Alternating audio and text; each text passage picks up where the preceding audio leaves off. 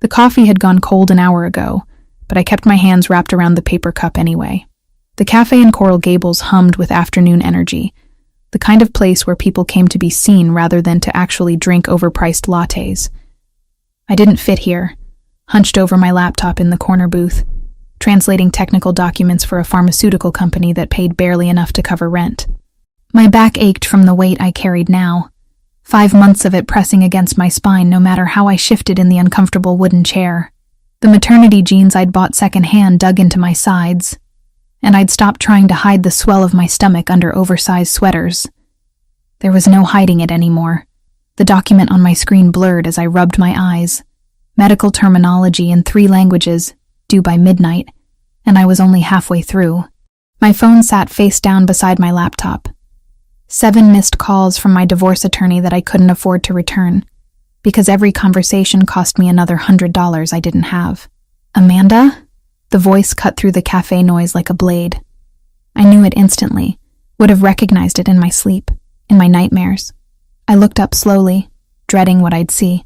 Ryan Cooper stood 3 feet from my table, his blonde hair perfectly styled, his blue eyes scanning me with an expression that started as surprise and curdled into something uglier. He wore a suit that probably cost more than my car, navy fabric stretched across shoulders he'd always been proud of. The woman beside him was everything I wasn't anymore. Thin, polished, wearing a burgundy dress that clung to her body like a second skin. Wow. Ryan's mouth curved into something that might have been a smile on anyone else. I almost didn't recognize you. My throat closed. I hadn't seen him since the day I'd signed the divorce papers 8 months ago. Hadn't wanted to see him. Had rerouted my entire life to avoid this exact moment. Ryan, my voice came out steady, which felt like a victory. I didn't know you came here. I don't usually. His gaze dropped to my stomach, lingered there with an expression I couldn't read. Clearly you do, though. When did this happen? The woman beside him shifted, her manicured hand sliding possessively around his arm. She looked me up and down with the kind of assessment women give each other in bathrooms and parking lots. The silent calculation of threat level. I apparently didn't register as one. I should get back to work. I reached for my laptop, but Ryan moved closer, blocking my exit from the booth. Come on, don't be like that. I'm just surprised, that's all. He glanced at his girlfriend, then back at me. You look different. Different. I repeated the word flatly. Yeah, you know. He gestured vaguely at me, and I watched his face arrange itself into false concern. You've gained weight. A lot of it. I mean, I know the divorce was hard, but stress eating isn't the answer, Amanda. You should really take care of yourself. Heat flooded my face.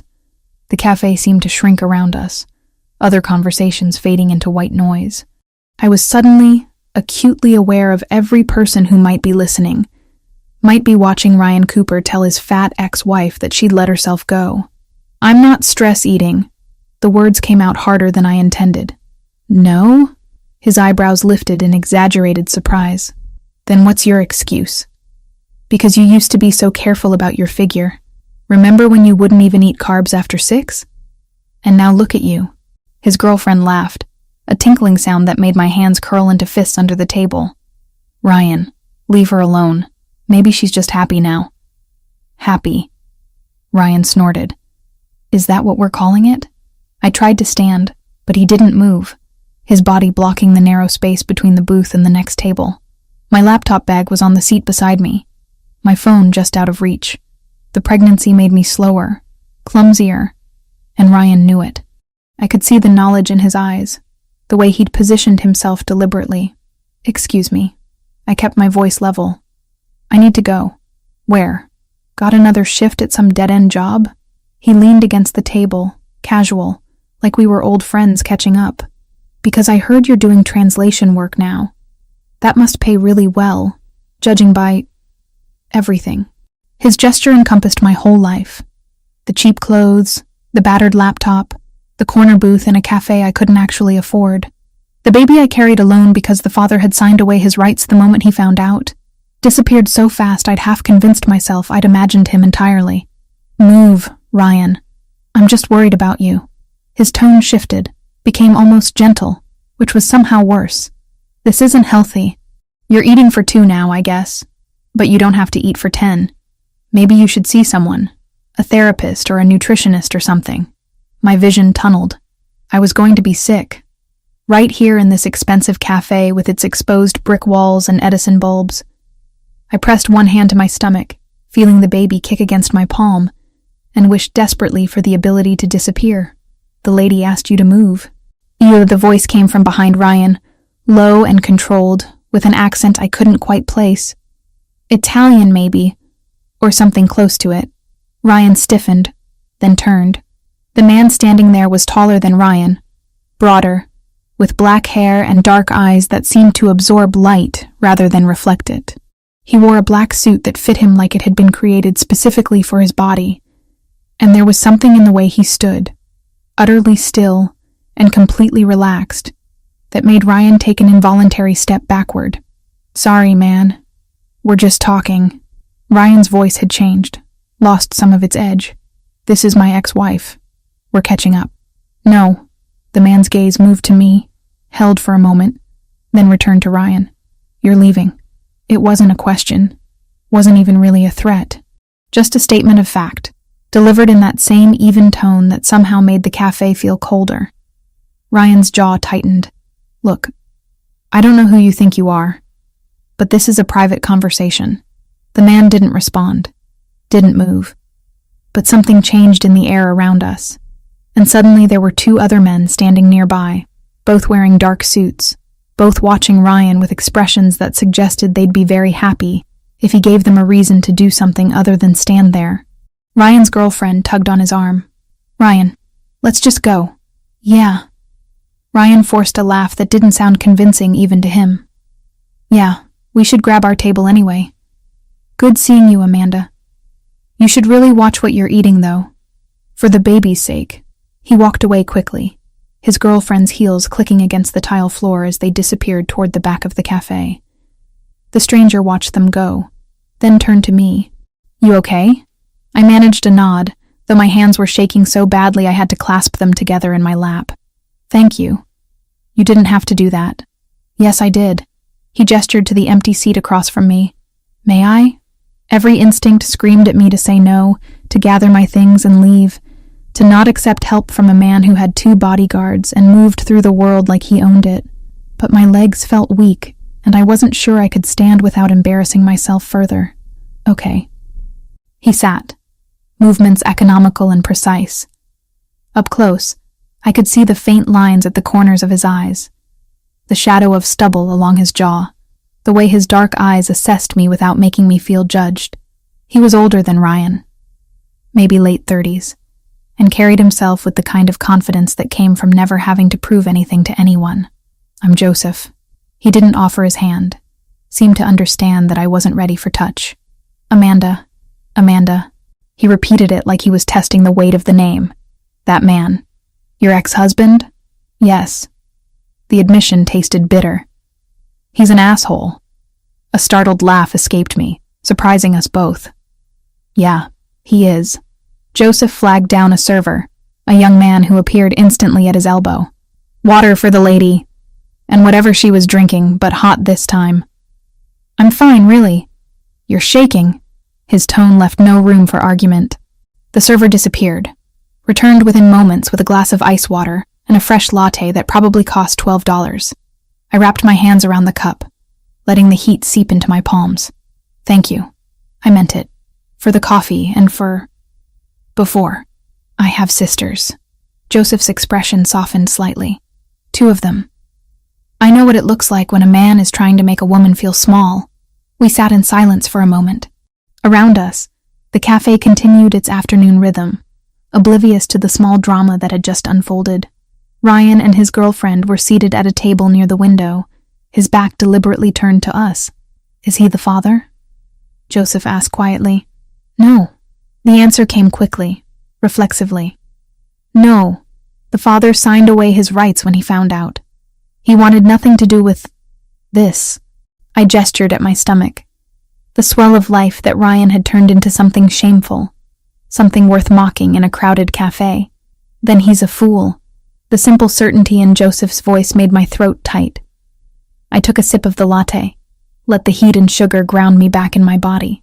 I should let you get back to your meeting. I nodded toward the table where his men still stood, watching. Thank you again. Where do you live? The question should have felt invasive. Instead, it felt practical. Like he was already planning something and just needed the details. Kendall, it's not far. Let me drive you home. That's not necessary. Maybe not. Joseph stood, pulling a card from his jacket pocket and placing it on the table between us. But I'm offering anyway. My car is outside. I looked at the card. Heavy cream stock, embossed with a name and phone number. No company, no title, just Joseph Rinaldi and 10 digits that felt like a lifeline I didn't know I needed. I drove here. My car is in the lot. Then one of my men will drive it to your apartment. He said it like it was already decided, like my protests were anticipated and dismissed before I could voice them. You shouldn't drive when you're this upset. He was right, though I hated admitting it. My hands still shook, and the thought of navigating Miami traffic while trying not to cry felt impossible. Okay? The word came out small. Thank you. Joseph's car was a black SUV parked directly in front of the cafe, hazard lights blinking like rules didn't apply to it. One of his men opened the back door for me, and I climbed in, sinking into leather seats that probably cost more than my entire car. Joseph slid in beside me, giving my address to the driver in that same controlled voice. The car pulled into traffic smoothly, and I watched Coral Gables slide past the tinted windows, everything looking softer through the darkened glass. Your ex-husband. Joseph's voice pulled my attention back. Does he bother you often? No. I haven't seen him since the divorce. I didn't even know he came to that cafe. But he knows where you live. The question sent ice down my spine. No. We sold the house. He doesn't know my new address. Good. Joseph settled back against the seat. Keep it that way. We rode in silence for a while.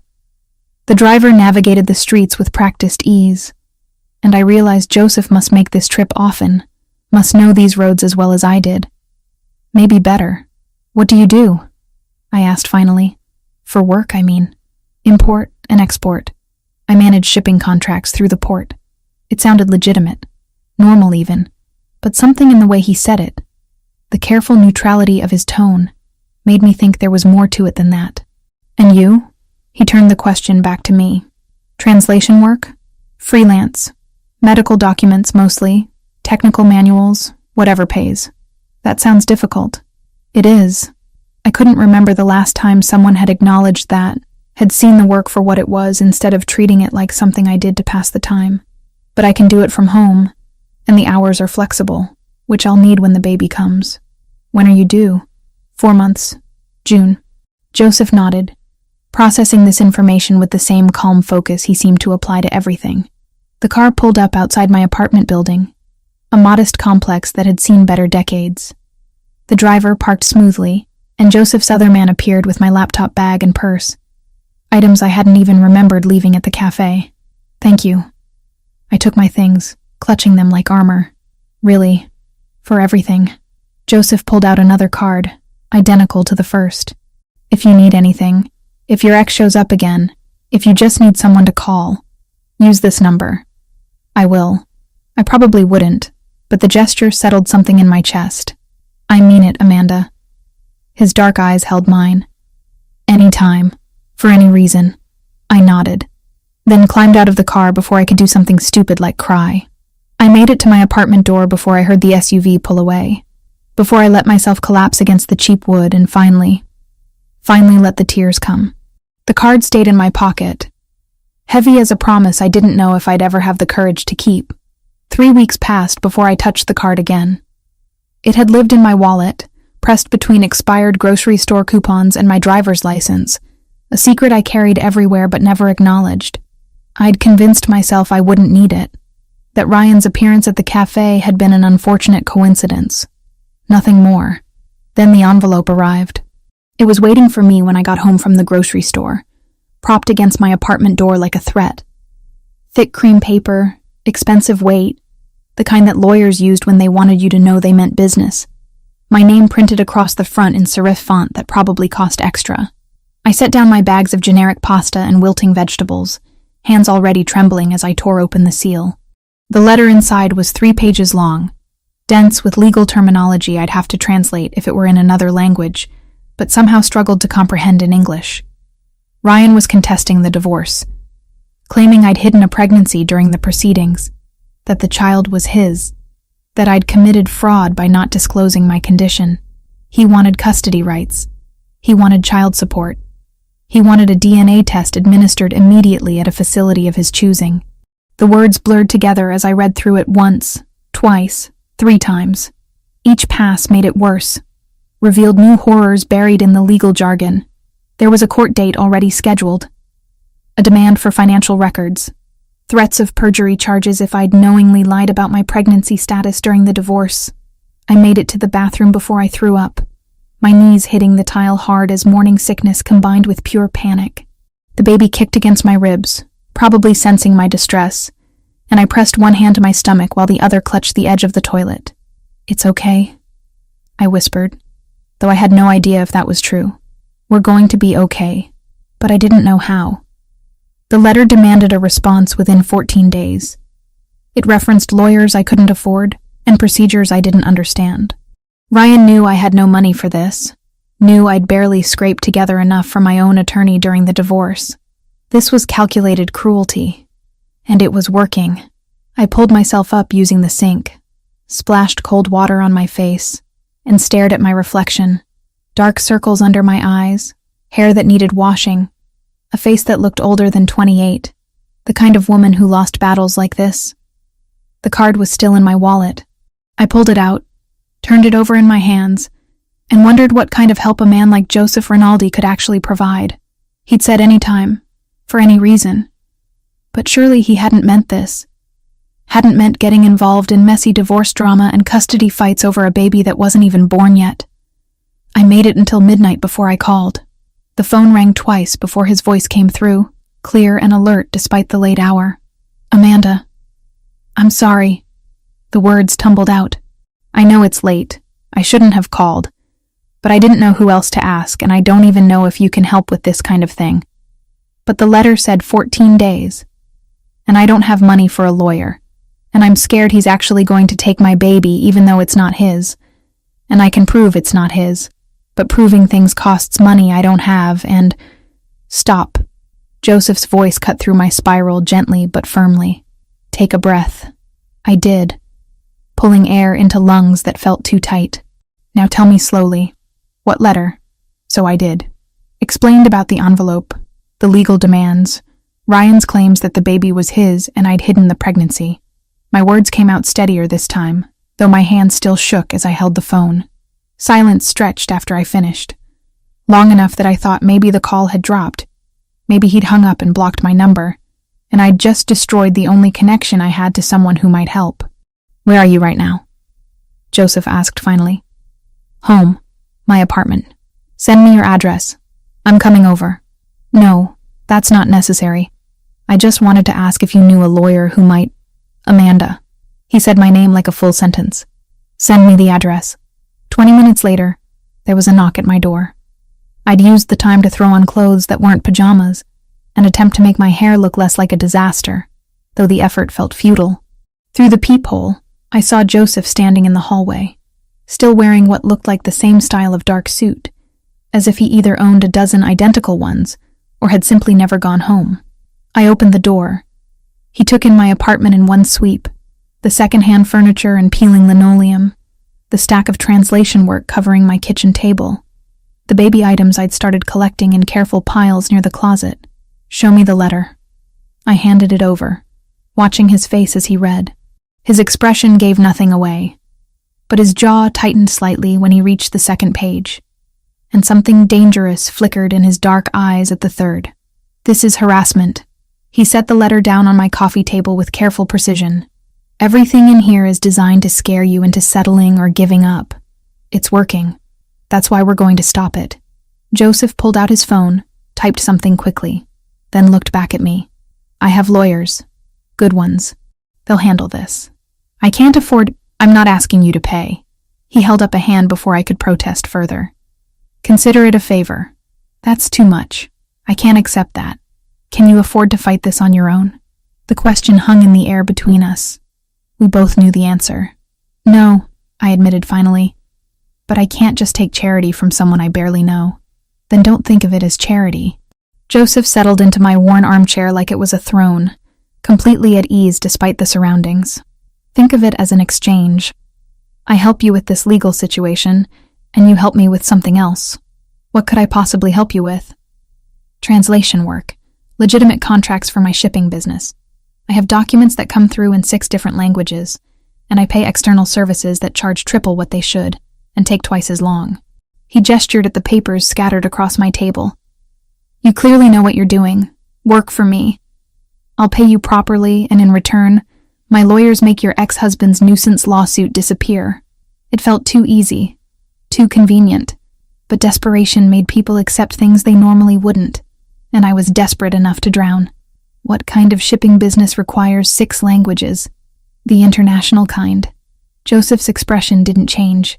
Import and export through the port of Miami. We handle cargo from Europe, Asia, South America. The documentation alone is a nightmare. And it's all legal? The contracts you'd be translating? Yes, completely legitimate business. He pulled out another card. This one with a business address printed below his name. Come by the office tomorrow. Meet my attorney, review the contracts, decide if you're comfortable with the work. Why are you doing this? Joseph was quiet for a moment, his gaze moving to the baby items stacked near my closet. Then back to me. I told you I have sisters. 2 of them. My older sister, Sophia. She was 22 when she got pregnant. The father disappeared the moment she told him. She was terrified, had no money, no degree yet. Our mother had died the year before. And it was just us. He paused, and something raw crossed his face before he controlled it.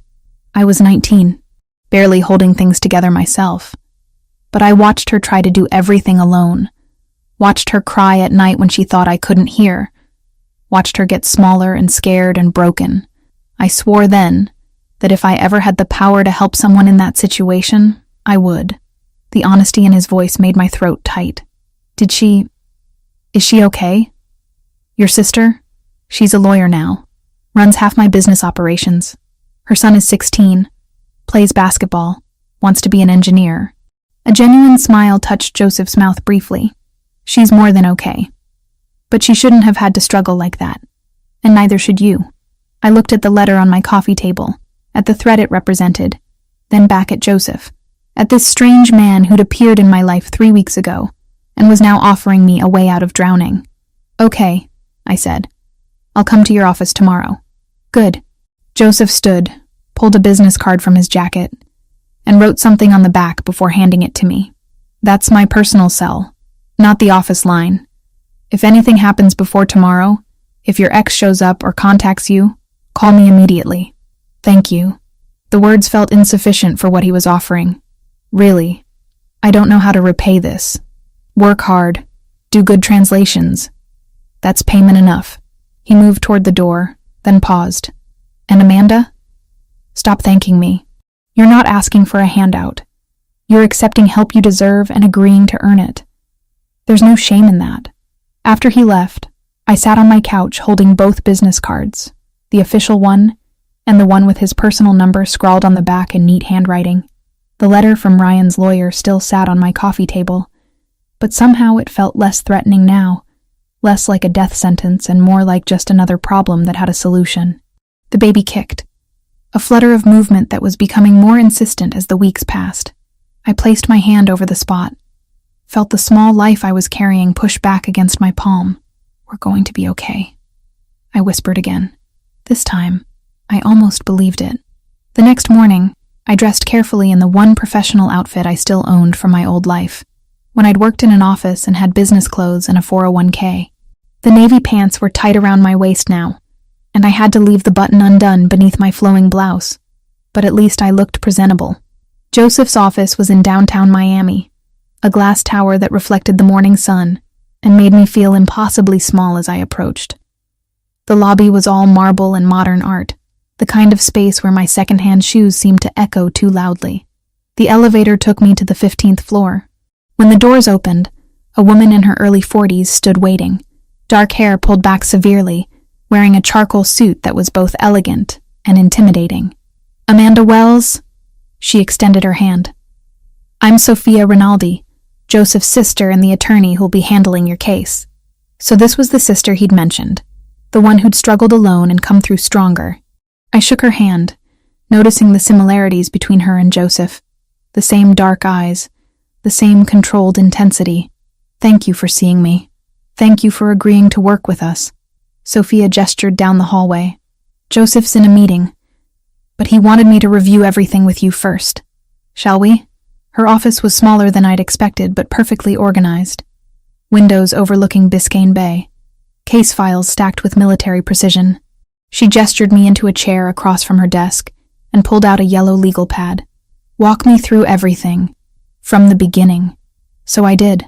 The marriage to Ryan, the emotional abuse that had taken me years to recognize as abuse, the divorce, the brief relationship afterward with a man whose name I'd barely remembered by the time the pregnancy test came back positive, his immediate disappearance when I told him, the papers he'd signed relinquishing all parental rights, witnessed and notarized and filed away in a drawer I tried not to think about.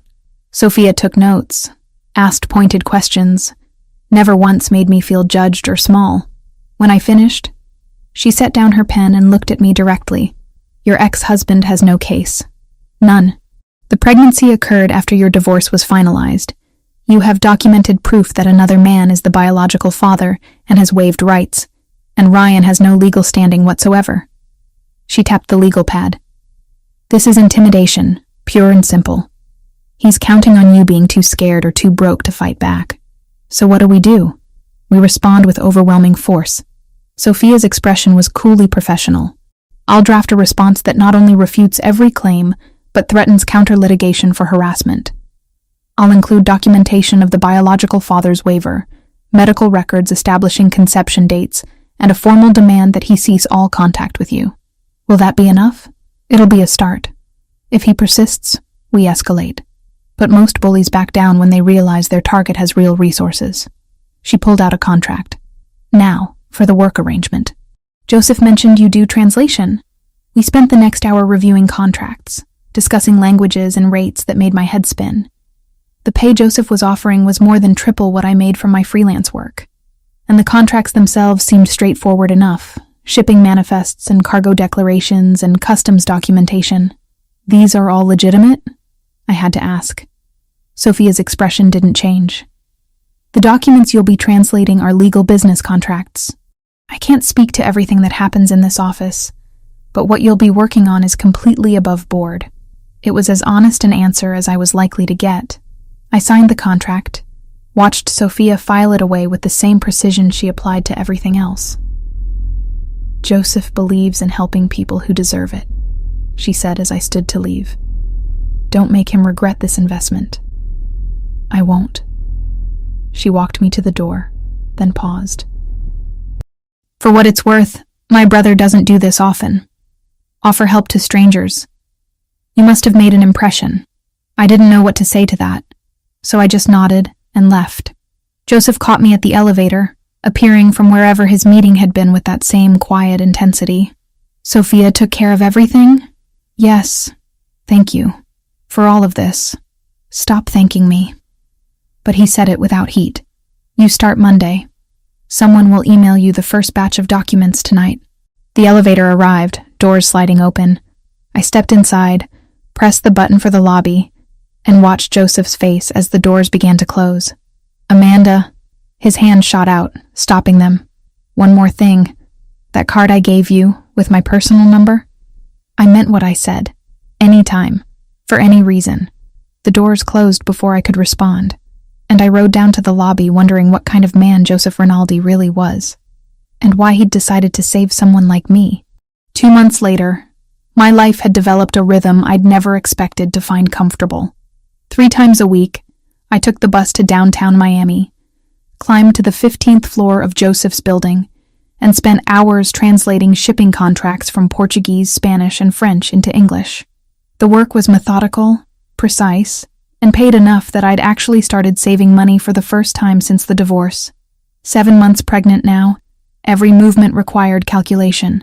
Getting on and off the bus meant timing, planning, accepting help from strangers who held doors and offered seats. My body had become public property in ways that still startled me.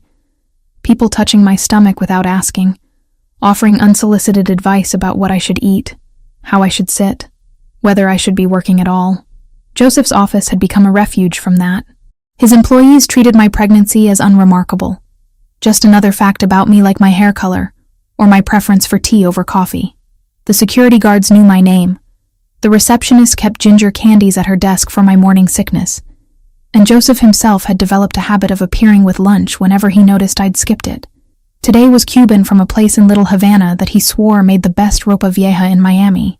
He set the containers on the small desk I'd claimed in a corner office, then settled into the chair across from me, without asking if I minded the company. "You're working too hard." He nodded at the stack of translated documents piling up beside my laptop. "I'm working the normal amount. You're the one who gave me all these contracts. Because you're good at it. Sophia says your translations are better than the service we used before, and you finish faster." He opened his own lunch, the smell of beef and peppers filling the small space. "But you should take breaks. You're allowed to take breaks." "I take breaks. You eat lunch at your desk while translating. That doesn't count." I closed my laptop with exaggerated patience. "Fine. I'm taking a break." Happy? Thrilled. But he was smiling slightly, that rare expression that softened his face and made him look younger than his 36 years. We ate in comfortable silence. Over the past 2 months, I'd learned that Joseph didn't require constant conversation, was content to simply exist in the same space without filling it with meaningless words. It was one of the things I'd come to appreciate about him. This ease with quiet. "Have you thought about names?" he asked eventually, nodding at my stomach where the baby was doing what felt like gymnastics against my ribs. "A few. Nothing definite yet." I pressed my hand to the spot where a tiny foot was pushing. "I keep changing my mind. My nephew, Sophia's son." She didn't name him until 3 days after he was born. Just called him the baby, until she found something that fit. It was the most personal information Joseph had shared about his family beyond the basic facts I already knew. I'd learned to notice these small offerings, the way he'd occasionally drop details about his life like breadcrumbs I was meant to follow, but not examine too closely. "What's his name?" "Gabriel. He's 16 now, plays basketball, wants to study engineering." Pride colored his voice. "Smart kid. Reminds me of Sophia at that age, stubborn and certain about everything. She seems like she'd be certain about most things. She is. It's why she's such a good lawyer." Joseph finished his lunch, started collecting the empty containers. "Actually, she wants to meet you properly, not as your attorney but as my sister. She's been asking about you." Something nervous fluttered in my chest. "Why?" "Because I talk about you, apparently. Enough that she's noticed." He said it matter-of-factly, like this was normal information and not something that made my pulse quicken. "She's coming by the office this afternoon. If you're still here, maybe the 3 of us could have coffee. I should be finishing the Brazilian shipping contracts." "Amanda." He gave me a look. "Take the break." So 3 hours later, I found myself in Joseph's actual office, a massive space with floor-to-ceiling windows overlooking Biscayne Bay, sitting across from Sophia Rinaldi, while Joseph made espresso at a machine that probably cost more than my car. Sophia had softened since our first meeting, or maybe I'd just gotten better at reading her. She wore less formal clothes today, dark jeans and a cream blouse, her hair loose around her shoulders instead of pulled back severely. But her dark eyes still assessed me with that same intensity Joseph had, taking in details I wasn't sure I wanted noticed. "So," she accepted the espresso Joseph handed her. "You've been working here 2 months. How are you finding it?" "Good. The work is straightforward and everyone's been welcoming." "That's not what I asked." Sophia's directness was gentler than it might have been. "I asked how you're finding it. Being here. Working with my brother."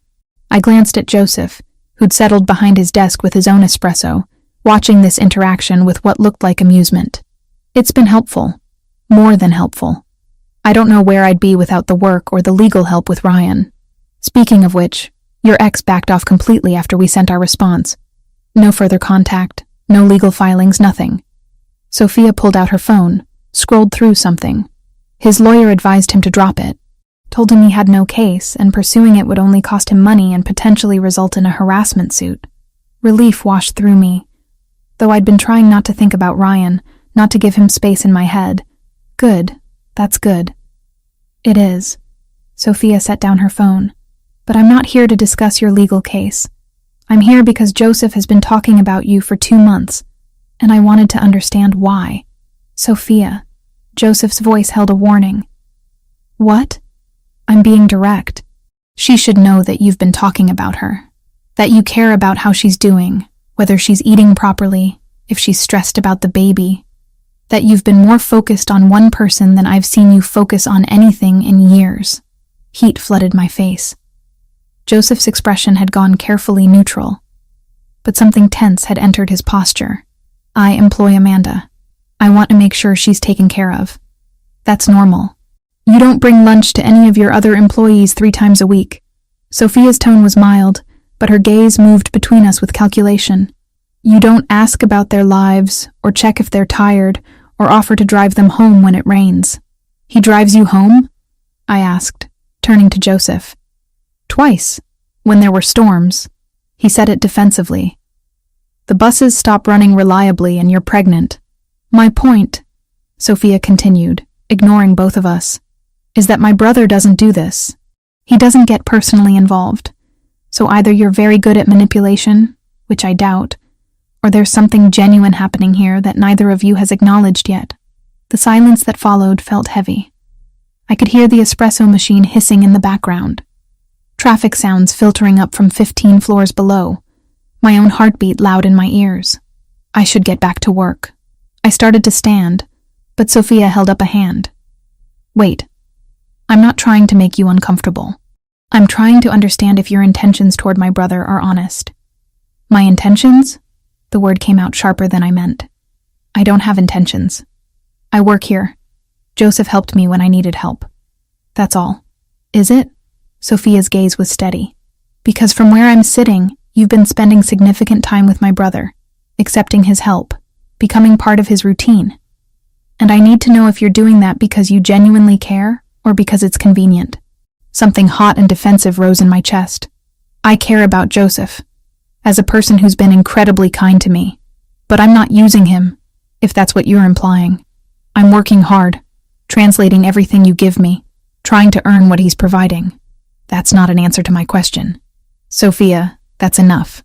Joseph's voice cut through the tension. Amanda doesn't owe you explanations about her feelings or intentions. She's doing exactly what we agreed she would do, and anything beyond that is between her and me. Sophia studied her brother for a long moment, then nodded slowly. Fair. But you should know, Joseph, that the family has noticed. They're asking questions about the pregnant woman who works in your office, who you bring lunch to, who's suddenly very important to you. Let them ask. They'll want to meet her eventually. Then they'll meet her when the time is right. Joseph's tone left no room for argument. Sophia stood, smoothing her jeans. I'll leave you two alone. Amanda, it was good talking to you. Really. I apologize if I came on too strong. Protective sibling instinct. After she left, the office felt too quiet. I stared at my espresso, watching the crema dissolve, trying to process what had just happened. I'm sorry about that. Joseph broke the silence. Sophia means well, but she can be intense. She's protective of you. I understand that. Still, she shouldn't have put you on the spot like that. He came around the desk, leaned against it so we were closer to eye level. What she said about me talking about you, about bringing you lunch, it's all true. I do care about how you're doing. More than I probably should for someone who's just an employee. My heart was beating too fast. Joseph, I'm not asking for anything. He continued quietly. I'm just being honest. You've been through enough without me adding complications. But I want you to know that Sophia was right. You're not just an employee to me anymore. I should have said something safe. Something that maintained the careful distance we'd been keeping. Instead, I heard myself ask, then what am I? I don't know yet. His dark eyes held mine. But I'd like to find out. If you're interested. The baby chose that moment to kick hard enough that I gasped, pressing my hand to my stomach. Joseph's gaze dropped to where my hand rested, and something shifted in his expression. "Can I?" He gestured at my stomach. No one had asked permission before. They just touched. Assumed they had the right. The fact that Joseph asked made me nod before I'd fully thought through what I was agreeing to. His hand was warm through the fabric of my shirt, gentle as he placed it where the baby was moving. We stayed like that for a moment, his palm over my stomach, both of us feeling the small life I carried push back against the pressure.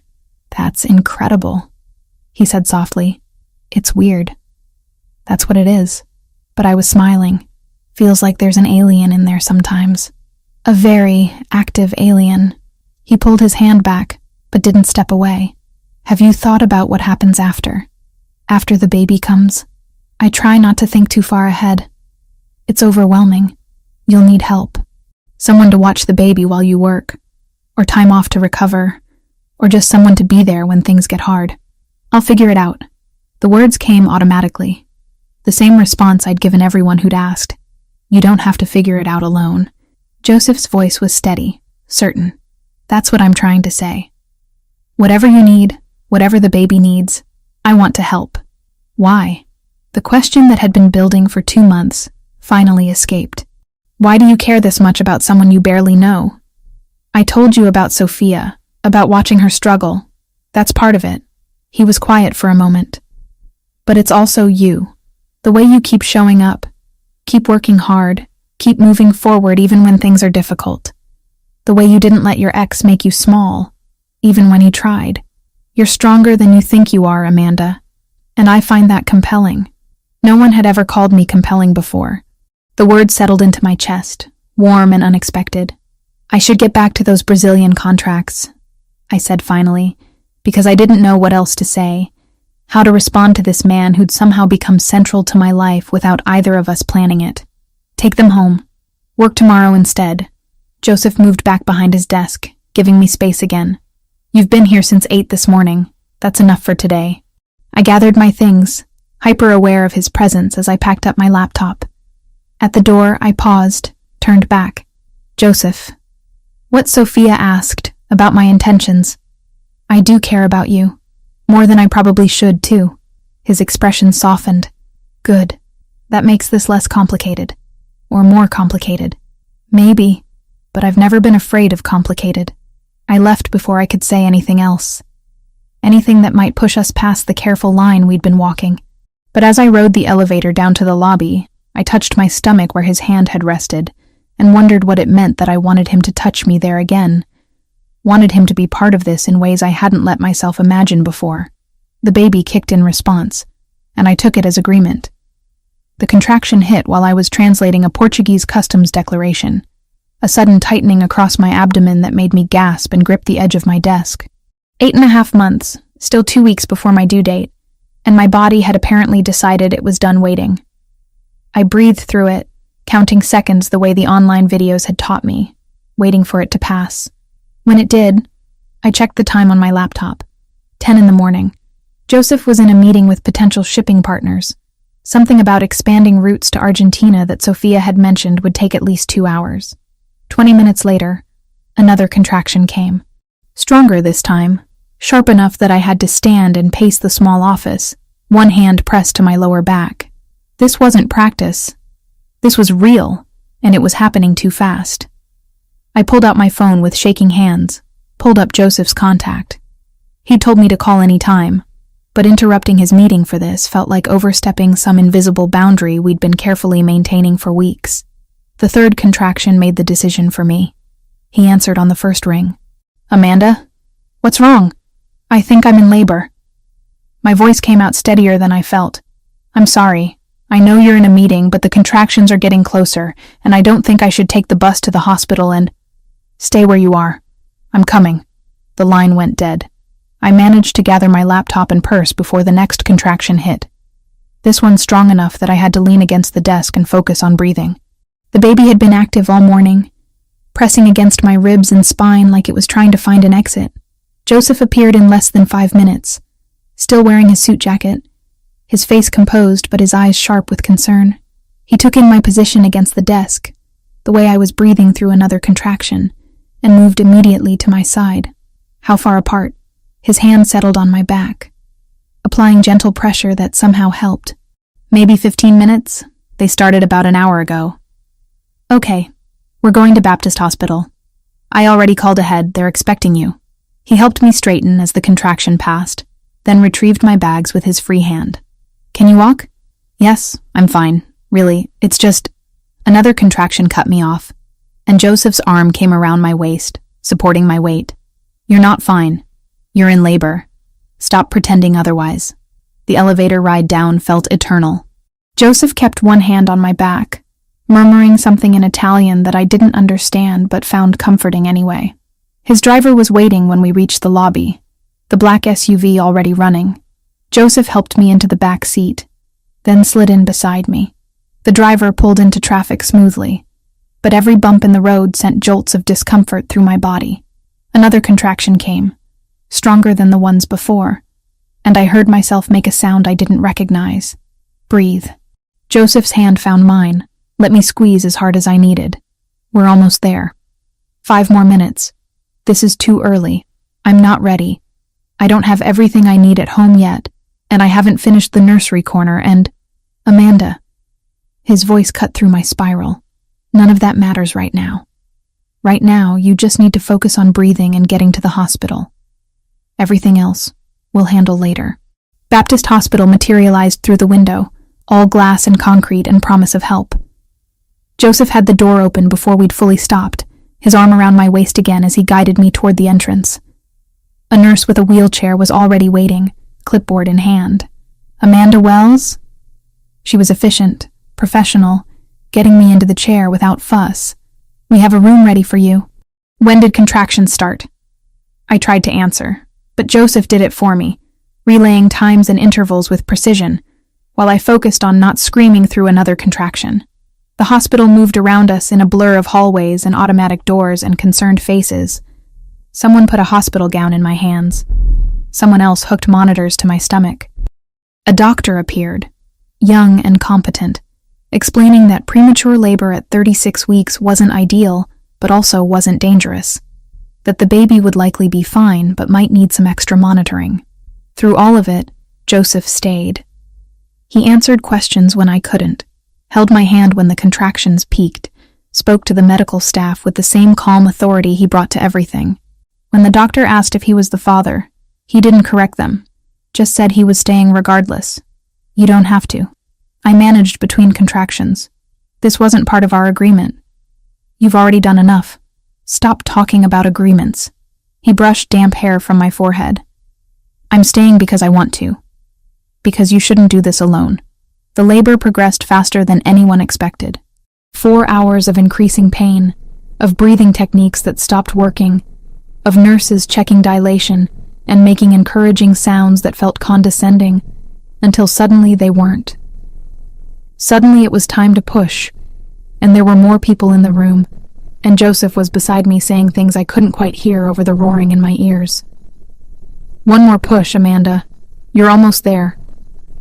I pushed, felt something give and shift, and then suddenly release.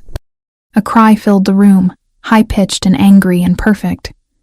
The doctor held up a small, red-faced creature that was somehow mine, somehow real. It's a boy.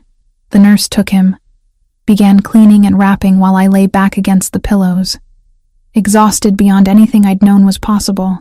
6 pounds, 2 ounces. Small but healthy. Good lung capacity, clearly. They placed him on my chest moments later, this tiny person with dark hair and eyes that weren't quite focused yet, still adjusting to existence outside my body. He was warm and solid, and terrifying in his fragility. Hey. My voice came out cracked. Hey, you.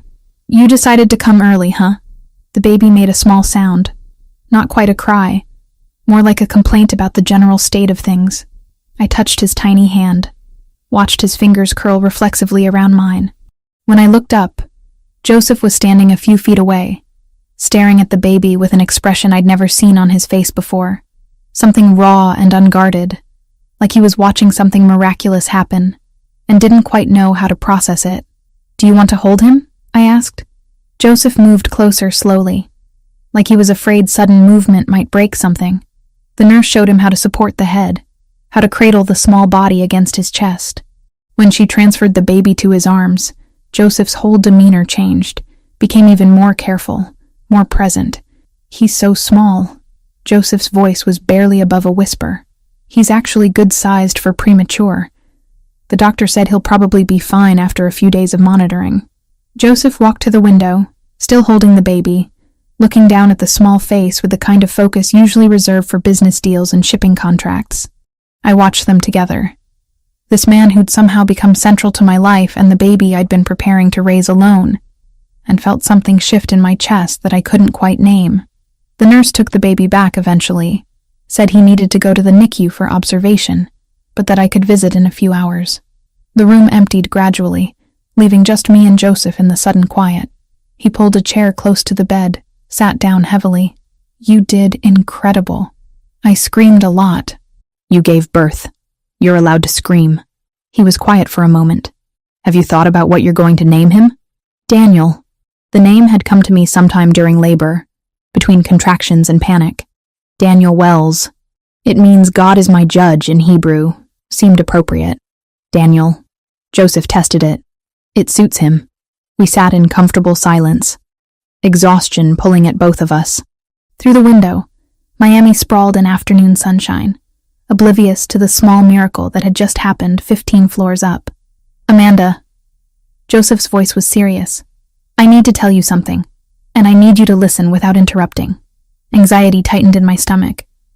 "Okay, I didn't plan this. Didn't plan to care about you the way I do. When I helped you in that cafe 2 months ago, I thought it would be a one-time thing.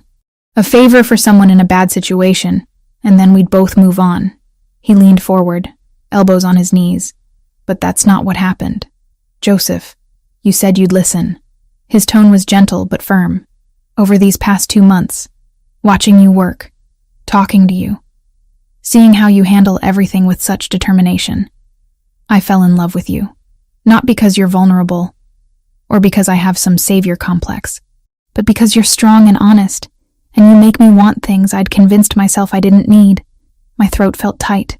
"What things?" "A family. A home that's more than just a place I sleep. Someone to share things with beyond business and obligations." He held my gaze. "I want to be there for Daniel. Not as a favor or an employer, but as someone who cares about him because I care about you. I want to be his father, if you'll let me. I want to be part of your life in every way you're willing to have me." Tears were sliding down my face before I could stop them. "I'm a mess. I have a newborn baby and no real career, and an ex-husband who might cause problems, and I come with so much baggage. I don't care about any of that." Joseph moved to sit on the edge of the bed, careful not to jostle me. "I care about you. About the woman who keeps showing up every day, who works hard, who protected her baby from someone who tried to take him before he was even born. That's who I fell in love with. I love you too." The admission felt easier than I expected. I've been trying not to, trying to keep things professional and appropriate. But I love you. He kissed me then, gentle and careful, mindful of everything I'd just been through. When he pulled back, his hand came up to cup my face. "Then let me do this. Let me be there for you and Daniel, not as your boss or your benefactor, but as someone who wants to be part of your family. What if you change your mind? What if you realize this is too much responsibility?" "I won't." His certainty was absolute. "I've been responsible for people my entire adult life. I raised my sisters after our parents died, built a business, made decisions that affected hundreds of employees. But I've never wanted any of it the way I want this. Want you." A nurse knocked before entering, checking monitors and vital signs, breaking the moment, but not the feeling that had settled between us. After she left, Joseph stayed on the edge of the bed, holding my hand. "I need time to process," I said finally. "Not because I don't believe you, but because this is huge and I'm exhausted and I just gave birth and I can't make life-changing decisions right now." "That's fair." He brought my hand to his lips, kissed my knuckles. "Take all the time you need. I'll wait. What if I take months? Then I'll wait months." What if Daniel keeps you up all night crying and you hate it? Then I'll be tired and still here. His expression was soft. I'm not going anywhere, Amanda. That's what I'm trying to tell you. Whatever this takes, whatever you need, I'm staying. The baby was brought back 2 hours later, cleared for rooming in since his vital signs were strong and he was feeding well. Joseph was still there, had never left despite the uncomfortable chair and the long hours. He watched me try to figure out breastfeeding with a patience I didn't deserve, called the nurse when I couldn't get Daniel to latch properly, held the baby while I dozed off between feedings. When I woke in the early evening, soft light filtering through the window, Joseph was standing by the glass with Daniel in his arms, speaking quietly in Italian. I couldn't understand the words, but the tone was unmistakable. It was the sound of someone making promises, offering protection, claiming family. Daniel made a small sound of contentment, and Joseph looked down at him with that same unguarded expression from earlier. Then he glanced up, saw me watching, and smiled. He likes Italian, apparently. What were you saying to him? That he's safe, that he's loved, that no one will ever hurt him if I have anything to say about it. Joseph carried Daniel back to the bed, transferred him carefully to my arms. Basic promises, the kind fathers make. You're already acting like his father. That's because I already think of him as my son. Joseph's hand rested on Daniel's head, so large against the tiny skull. If you'll let me. I looked at this man who'd appeared in my life at my lowest point, who'd offered help without conditions, who'd fallen in love with me somewhere between translation contracts and Cuban lunches. Then I looked at my son, at the life we'd created from circumstance and necessity, and something that had grown into much more. Okay, I said. Yes, be his father. Be part of this family we're building. Joseph's smile transformed his face, made him look younger and more vulnerable than I'd ever seen. He leaned down, kissed my forehead, then Daniel's. Thank you, he whispered, for trusting me with this, with both of you. Outside, Miami continued its evening rush. People heading home to families and lives that didn't include us. But in this hospital room, with Joseph's hand covering mine where we both held Daniel, I felt like we'd just started something that mattered more than anything else in the world. 3 months after Daniel was born, I woke to the sound of singing. Italian words I didn't understand, melody soft and rhythmic, coming from the nursery corner of my new apartment in Coconut Grove, the place Joseph had insisted on when my lease in Kendall expired, claiming the neighborhood was safer and closer to his house in Key Biscayne. I padded barefoot across hardwood floors, stopping in the doorway to watch Joseph change Daniel's diaper at 3 a.m, singing what sounded like a lullaby while our son kicked his legs and made gurgling sounds of protest. You're supposed to be sleeping, Joseph said without turning around, somehow knowing I was there. So are you. You have meetings in 4 hours. Daniel doesn't care about my meetings. He finished securing the fresh diaper, scooped Daniel up against his chest. Do you, little man? No, you just care about being fed and changed and held. Very reasonable priorities. I watched them together in the dim glow of the nightlight. This man in expensive pajama pants and a wrinkled t-shirt cradling my son, like he'd been doing it his entire life instead of just 3 months. Joseph had been true to his word, showing up every day, learning to navigate feedings and diaper changes, and the mysterious art of getting an infant to sleep. What were you singing? Old Italian lullaby my mother used to sing. Something about stars and sailing ships. He swayed gently, Daniel's eyes already drooping closed again. Sophia taught it to me when Gabriel was born. Said it was the only thing that worked when he wouldn't sleep. Joseph had moved some of his things into my apartment gradually over the weeks. A drawer of clothes that became 2. A toothbrush in the bathroom. Business files spread across my kitchen table. We hadn't discussed what we were doing. Hadn't put labels on the routine we'd developed, but it felt like building something permanent. Come back to bed, I said. He'll be asleep in a minute. Already is. Joseph carried Daniel to the crib, laid him down with practiced care. The baby stirred but didn't wake, his small chest rising and falling steadily.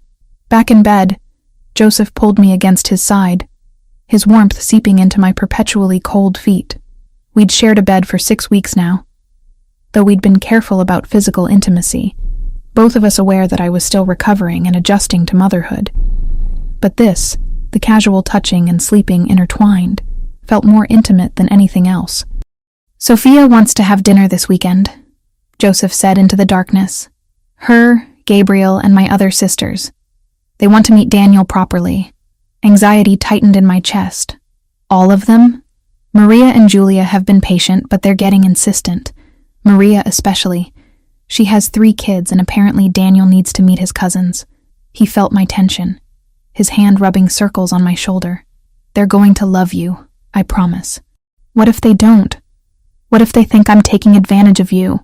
Or that I trapped you with a baby that isn't even yours?" "Stop." Joseph shifted to face me, his features barely visible in the ambient light from the street. "First, Daniel is mine in every way that matters. Second, my family knows me well enough to know I don't get trapped into anything. If they think anything, it's that I'm lucky you gave me a chance. That's not how this works. You're the one who saved me. We saved each other." His thumb traced my cheekbone. "You gave me a reason to want something beyond business, to build a real life instead of just existing between deals and obligations." I kissed him then, slow and deep, feeling him respond immediately. His hand slid under my shirt, warm against my skin, and I pressed closer until he pulled back slightly. "Are you sure? The doctor said 6 weeks, and it's been 6. It's been long enough." I cut him off.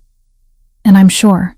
What followed was careful and tender, Joseph treating me like something precious that might break, both of us learning each other's bodies in the quiet hours before dawn. When it was over, we stayed tangled together, breathing synchronized, and I felt the last walls I'd been maintaining around my heart crumble completely. "I love you," I whispered against his chest. "I love you too." His arms tightened around me. "Both of you. This family we're building." Daniel woke an hour later, hungry and insistent. Joseph brought him to me in bed, settled beside us while I fed the baby, his hand resting on Daniel's back. In moments like this, I could almost forget the complications of how we'd gotten here. Could pretend we were just a normal family waking up to face another day. The illusion shattered a week later. I was walking Daniel in his stroller through the parking lot of our apartment building, enjoying the slice of sunshine and cooler air that had finally broken Miami's relentless humidity. Joseph was at the office dealing with some shipping emergency, and I decided fresh air would help Daniel sleep better for his afternoon nap. The black sedan appeared too quickly, pulling in front of me and blocking my path. 2 men stepped out, both wearing dark suits that immediately marked them as dangerous. My hands tightened on the stroller handle, every maternal instinct screaming at me to run. "Amanda Wells." The taller one spoke with a thick Russian accent. "We just want to talk. I have nothing to say to you." I tried to move around them, but they shifted to block me. "Mr. Rinaldi has something that belongs to our employer." We thought perhaps his woman and child might encourage him to return it. Terror flooded through me, cold and sharp. These weren't random criminals. They knew who I was, who Joseph was, and they'd been watching long enough to know about Daniel. "I don't know what you're talking about." "Of course you don't." The second man smiled without warmth. "Come with us quietly, and the baby won't be frightened." I opened my mouth to scream, but before any sound came out, 3 SUVs materialized from different directions. Men poured out, all wearing the same dark suits, all moving with coordinated precision. The Russians reached for weapons but didn't get them clear before they were surrounded. One of Joseph's security team, a man named Marco, who I'd seen at the office, appeared at my side. "Mrs. Wells, are you hurt?" No, I'm fine. Daniel's fine." My voice shook. "What just happened?"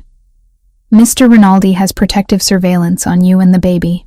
When these men approached, we were alerted. But Marco was already guiding me toward one of the SUVs. We need to move you to a secure location now." Daniel started crying, disturbed by the tension and raised voices. I picked him up from the stroller, holding him against my chest while Marco helped us into the vehicle. Through the window, I watched the Russians being detained, hands secured behind their backs, while someone spoke urgently into a phone. The drive took 15 minutes, ending at a house I'd never been to before. Joseph's house in Key Biscayne, all modern architecture and floor-to-ceiling windows overlooking the ocean. He met us at the door, his face pale in a way I'd never seen. "Are you okay? Is Daniel hurt?" He pulled us both into his arms, checking us over with shaking hands. We're fine. Marco's team stopped them before anything happened. I was trying to keep calm for Daniel, who'd finally stopped crying and was looking around with interest at the new surroundings. Joseph, what's going on? Who were those men? He led us inside, through a massive living space to a comfortable seating area. Once we were settled, Daniel content in my lap, Joseph sat across from us and ran his hands through his hair. I need to tell you something about my business. Something I should have explained before, but I was trying to protect you from it. The shipping isn't just shipping. Some of it is legitimate. The contracts you translate, those are real. But I also control other aspects of port operations. Things that bring me into conflict with rival organizations. He met my eyes directly. The Bratva, Russian organized crime. They've been trying to expand their territory in Miami. I've been blocking them. Today was their response. My arms tightened around Daniel. They wanted to kidnap us. Yes, to use as leverage against me.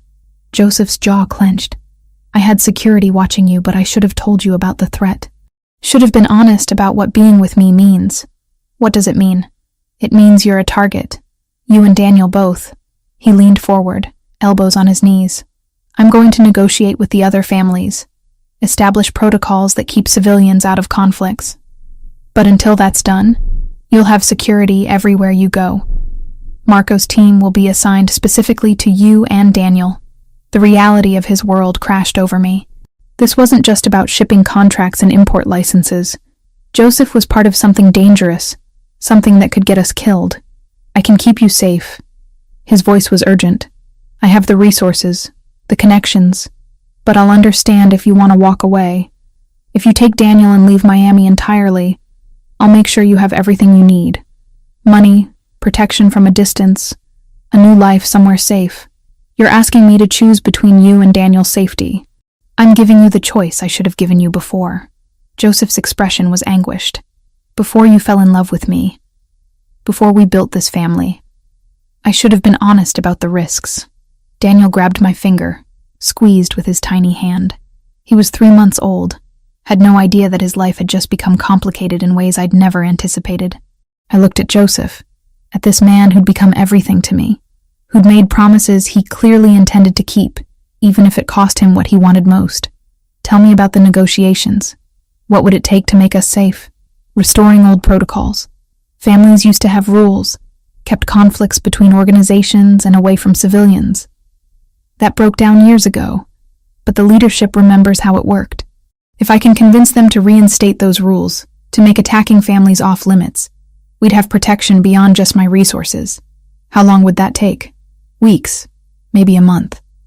I'd need to meet with the 5 major families, negotiate terms, get everyone to agree.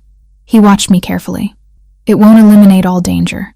Being with me will always carry some risk, but it would be manageable risk, the kind you can live with. I thought about my apartment in Coconut Grove, about the life I'd been building with translation work and carefully saved money, about doing it alone, raising Daniel without Joseph, always looking over my shoulder for threats I didn't know how to identify. Then I thought about 3 in the morning, Joseph singing Italian lullabies, about the way he looked at Daniel like he was the most important thing in the world, about falling asleep wrapped in his arms and waking up to a family I'd never expected to have. I'm not leaving. The words came out stronger than I felt, but I need you to be honest with me from now on, about threats, about your business, about everything. I can't protect Daniel if I don't know what we're facing. Relief washed over Joseph's face. I'll tell you everything. No more secrets. And I want to learn. Self-defense, situational awareness, whatever I need to know to keep him safe. I'll arrange it. Marco can train you, and we'll make sure you're never vulnerable again. Joseph moved to sit beside me, his hand covering mine where it rested on Daniel's back. Are you sure about this? Really sure? No, I'm terrified. I leaned against his shoulder, but I love you. And Daniel deserves to have you as his father, so we figure out how to make this work. Daniel chose that moment to spit up on my shirt, completely oblivious to the life-changing conversation happening around him. Joseph grabbed a burp cloth, helped me clean up, and the mundane normalcy of it made me laugh despite everything. Welcome to my world. Joseph said dryly. Where international crime negotiations happen between diaper changes. Sounds exhausting. It is. He kissed my temple. But it's worth it. Over the next week, Joseph was true to his word. He explained his operations in detail, the legitimate businesses that provided cover, the less legitimate activities that actually funded everything. He introduced me to his security team properly, had Marco start teaching me basic awareness skills, and he began the delicate work of negotiating with Miami's other major families. Sophia became a regular presence, helping me understand the politics of Joseph's world, while also somehow becoming my friend. She brought Gabriel one afternoon. Let him hold Daniel and teach me about managing life in this strange intersection of normal and dangerous. You're handling this better than I expected, Sophia said, while Gabriel cooed at Daniel on the floor. Most people run when they understand what being part of this family means. I considered it, I admitted. But Joseph's worth the risk. He thinks the same about you. Sophia's expression was warm. I've never seen my brother like this. Settled. Content. You're good for him. 2 weeks after the parking lot incident, Joseph came home late from a meeting with tired eyes but a satisfied expression. It's done. All 5 families agreed to restore civilian protection protocols. You and Daniel are off limits to rival organizations. Just like that? Not just like that. It took negotiating territory concessions and establishing new dispute resolution procedures. But yes, we have peace, at least regarding families. I pulled him down to the couch, let him hold both me and Daniel while I processed this. So we're safe now? Safer. There's always some risk in my world, but it's manageable now. Calculated. The kind of thing we can live with. He looked down at Daniel, who was drooling contentedly on his shirt. I want to make this official. Move in here properly. Merge our lives completely. We basically already live together. I want it to be real. Your name on documents. Daniel legally recognized as mine. A future we're building deliberately. Not just letting happen. His dark eyes held mine. What do you think? I thought about the apartment in Coconut Grove that had never quite felt like home. About this house with its ocean views and space for Daniel to grow. About Joseph singing Italian lullabies and changing diapers and negotiating with dangerous men to keep us safe. Okay? I said. Yes. Let's make it official. Daniel gurgled his approval, and Joseph laughed, the sound lighter than I'd heard from him in weeks. Outside, the ocean reflected sunset colors, and inside, we sat together like any family planning their future. The danger and complications just part of the landscape we'd learned to navigate.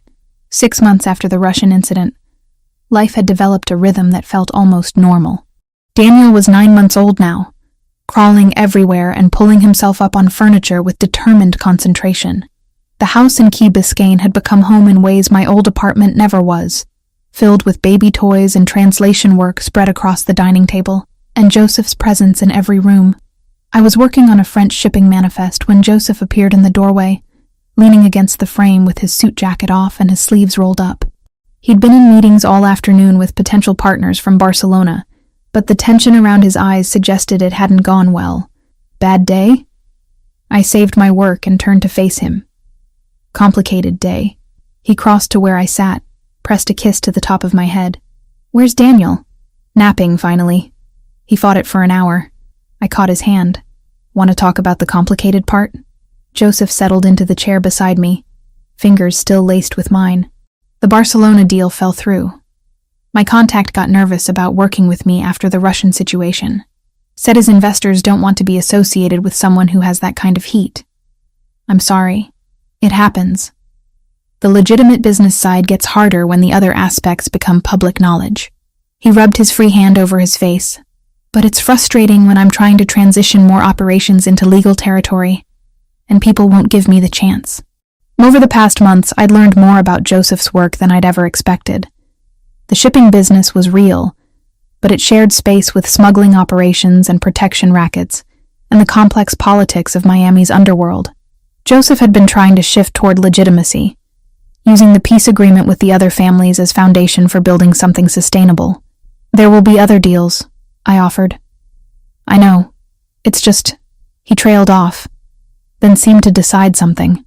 I've been thinking about the future, about what I want to build, not just for business, but for us. For Daniel. My heart picked up speed. Okay. I love you, Amanda. I love our son. I love this life we've created together. Joseph pulled something from his pocket, a small velvet box that made my breath catch. I want to make it permanent. Legal. I want you to marry me. He opened the box to reveal a ring. Simple platinum band with a single diamond that caught the afternoon light streaming through the windows. Not ostentatious, not trying to prove anything. Just beautiful. Joseph, before you answer, I need you to understand what you're agreeing to. Marriage to me means accepting everything about my world, the danger and the complications, and the fact that I'll probably never be completely legitimate no matter how hard I try. His thumb rubbed circles on my hand. It means Sophia and Maria and Julia becoming your sisters officially, with all the interference that brings.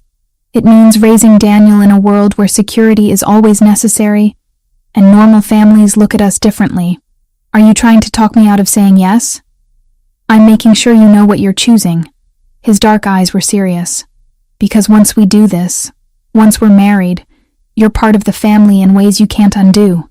The other families will see you as my wife, which brings both protection and scrutiny. Your life will never be simple again. I thought about the past 7 months, about Joseph appearing in the hospital room at 3 a.m, because Daniel had a fever and I was scared, about him teaching me to shoot at a private range, insisting I know how to protect myself and our son, about the way he'd seamlessly integrated into every part of my life, from translation work to midnight feedings, never once making me feel like a burden. My life stopped being simple the moment Ryan mocked me in that cafe and you decided to help. I squeezed his hand. Everything since then has been complicated and scary and better than anything I had before. So yes, Joseph, I'll marry you. The relief and joy that crossed his face made him look younger, more vulnerable. He slipped the ring onto my finger, then pulled me into his lap and kissed me with the kind of intensity that still made my pulse race after all these months. Thank you, he murmured against my mouth, for trusting me with this. With you and Daniel. Thank you for asking properly, instead of just assuming. I settled against his chest, admiring the ring on my hand. When were you thinking? For the wedding? Soon. I don't want to wait. His arms tightened around me, but I want it done right. Family present, everything legal and official. Maybe a month. That's fast. I've waited long enough to make you my wife. I'm not interested in long engagements. Daniel's cry came through the baby monitor, his nap apparently over. Joseph released me reluctantly, but we went to the nursery together, finding our son standing in his crib with his arms reaching up. Hey, little man. Joseph scooped him up, and Daniel immediately grabbed at his face with sticky fingers. Want to hear some news? Your mom said yes. We're getting married. Daniel gurgled, more interested in trying to eat Joseph's watch than in family announcements. I leaned against the doorframe, watching them together and trying to reconcile this domestic scene with the reality of Joseph's world. We should tell your sisters, I said, before they find out some other way and get offended. Sophia probably already knows. She has an uncanny ability to figure things out before I tell her. But Joseph pulled out his phone anyway, texting with one hand while Daniel tried to grab it with both of his. The response came within seconds. Sophia's reply was simply, "Finally. Dinner at my place tomorrow. Everyone will be there." Tomorrow? I felt panic rising. That's not enough time to prepare. Prepare for what? They already love you. Joseph settled Daniel on his hip. Sophia wouldn't let me hear the end of it if I married someone she didn't approve of, and Maria's been asking when I'm going to make it official for months. But I should bring something, or dress appropriately, or... Amanda. He cut off my spiral. Your family already. Tomorrow is just the formal announcement. They're going to be happy, not judgmental. He was right, of course. The next evening at Sophia's house in Coral Gables, surrounded by his sisters and their families, the reaction to our engagement was enthusiastic support. Maria hugged me so hard I lost my breath, while Julia cried and immediately started planning wedding details I hadn't even considered yet. Sophia pulled me aside while the others cooed over Daniel and discussed catering options. You're good for him, she said without preamble. I wasn't sure at first. Thought maybe you were just in a bad situation and he was your way out. But watching you these past months, the way you handle his world without losing yourself in it, I understand why he loves you. Thank you. That means a lot. Don't thank me yet. But Sophia was smiling. Being part of this family is work. We're loud and opinionated, and we will absolutely interfere in your life. But we're also loyal, and we protect our own. You're one of us now. Gabriel, Sophia's 16-year-old son, appeared at my elbow. Can I hold Daniel again? He likes when I make faces at him. I handed over my son, watching Gabriel settle on the couch with practiced ease, making exaggerated expressions that had Daniel laughing his gurgling baby laugh. This was the family I was marrying into. Complicated and loud and full of love that showed itself through constant presence and fierce protection. Joseph found me later on the back patio, looking out at Sophia's carefully landscaped garden. Overwhelmed yet? Little bit? I leaned against his side. Your family is intense. That's a polite way of saying they're a lot. He wrapped an arm around my waist. But they mean well, and they're genuinely happy about us. I can tell. Maria's already trying to plan a bridal shower. Let her. It'll make her happy, and you'll end up with ridiculous gifts that somehow become essential. Joseph's tone was fond. That's how this family works. We involve ourselves in everything.